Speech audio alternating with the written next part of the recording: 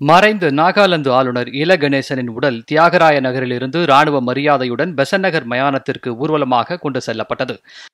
பெசன்ட் நகர் மயானத்தில் இல கணேசன் உடலுக்கு நாகாலாந்து முதலமைச்சர் நெஃப்யூ ரியோ, மத்திய அமைச்சர்கள் அர்ஜுன் ராம் மெஹ்வால், எல் முருகன், தமிழக அமைச்சர்கள் ரகுபதி, மா சுப்பிரமணியன் உள்ளிட்ட பலரும் மலர் வளையம் வைத்து இறுதி மரியாதை செலுத்தினர். பின்னர் முழு ராணுவ மரியாதையுடன் 42 குண்டுகள் முழங்க மின்மயானத்தில் உடல் தகனம் செய்யப்பட்டது.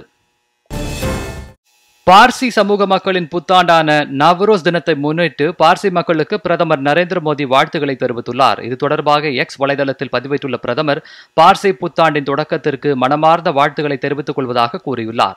பார்சி சமூக மக்கள் தேசத்தின் வளர்ச்சிக்கு அளித்து வரும் நீடித்த பங்களிப்புகள் குறித்து நாம் பெருமை கொள்வோம் என்றும் பிரதமர் கூறியுள்ளார். இந்த ஆண்டு அனைவருக்கும் மகிழ்ச்சி, செழிப்பு மற்றும் நல்ல ஆரோக்கியத்தை அளிக்கட்டும் என்றும் அனைவருக்கும் நவ்ரோஸ் வாழ்த்துகள் என்றும் பிரதமர் நரேந்திர மோடி குறிப்பிட்டுள்ளார். அமெரிக்காவின் கடுமையான வரி விதிப்பால் பாதிக்கப்பட்டுள்ள வர்த்தகத்தை மீட்க நடவடிக்கை எடுக்க வேண்டும் என வலியுறுத்தி பிரதமர் நரேந்திர மோடிக்கு முதலமைச்சர் மு.க.ஸ்டாலின் கடிதம் எழுதியுள்ளார்.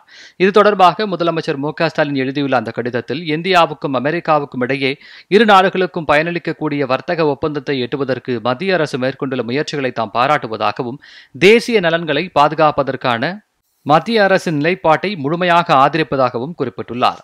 அமெரிக்க அதிபர் டிரம்பின் 50% வரி விதிப்பினால் இறக்குமதி வரியின் தாக்கம் மற்ற மாநிலங்களை விட தமிழ்நாட்டில் அதிகமாக இருக்கும் என்றும் அவர் கூறியுள்ளார்.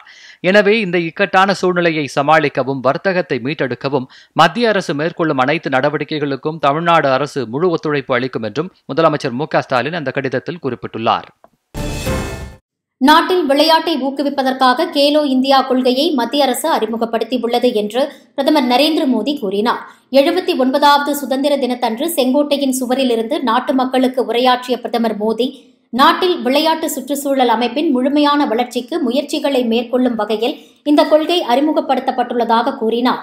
கேலோ இந்தியா கொள்கையின் கீழ் கேலோ இந்தியா இளைஞர் விளையாட்டுகள், கேலோ இந்தியா பல்கலைக்கழக விளையாட்டுகள், கேலோ இந்தியா குளிர்கால விளையாட்டுகள் மற்றும் கேலோ இந்தியா பாரா விளையாட்டுகள் உள்ளிட்ட பல்வேறு நிலைகள் மற்றும் பிரிவுகளில் பல விளையாட்டுப் போட்டிகள் நடத்தப்படுவதாக பிரதமர் தெரிவித்தார்.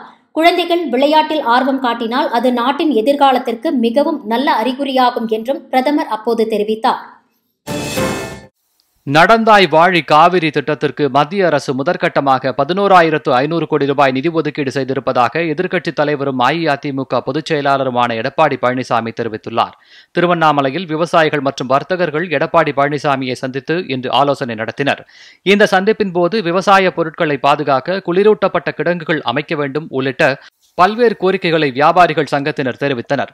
அப்போது பேசிய எடப்பாடி பழனிசாமி, தமிழகத்தில் கடுமையான வறட்சி ஏற்பட்ட காலத்திலும் அஇஅதிமுக ஆட்சி காலத்தில் விவசாயிகளுக்கு வறட்சி நிவாரணம் வழங்கப்பட்டதாக தெரிவித்தார்.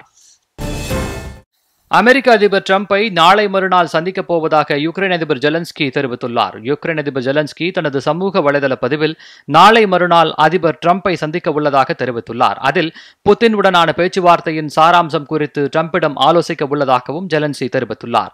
இதனிடையே அதிபர் டொனால்டு டிரம்ப் தனது சமூக வலைதள பதிவில் யுக்ரைன் ரஷ்யா இடையே நேரடி அமைதி ஒப்பந்தம் மேற்கொள்வதே இந்த போரை முடிவுக்கு கொண்டுவர சிறந்த வழி என்று கூறியுள்ளார். பாகிஸ்தானில் கடந்த 48 மணி நேரத்தில் பெய்த கனமழையால் ஏற்பட்ட வெள்ளத்தில் 321 பேர் உயிரிழந்துள்ளனர்.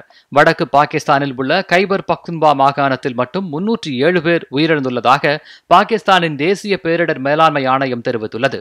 பாகிஸ்தானின் வடமேற்கு பகுதியில் வரும் 21ஆம் தேதி வரை கனமழை பெய்யும் என அந்நாட்டு வானிலை ஆய்வு மையம் எச்சரிக்கை விடுத்துள்ளது. கடுமையாக பாதிக்கப்பட்ட புனர், பஜௌர், ஸ்வாட், ஷாங்க்லா, மன்சோரா மற்றும் பட்டாகிராம் ஆகிய மாவட்டங்களை பேரிடர் பாதிக்கப்பட்ட பகுதிகளாக மாகாண அரசு அறிவித்துள்ளது. மீட்புப் பணிகளில் 2000 மீட்புப் பணியாளர்கள் ஈடுபட்டுள்ளனர் என்று மாகாண பேரிடர் மீட்புத்துறை தெரிவித்துள்ளது.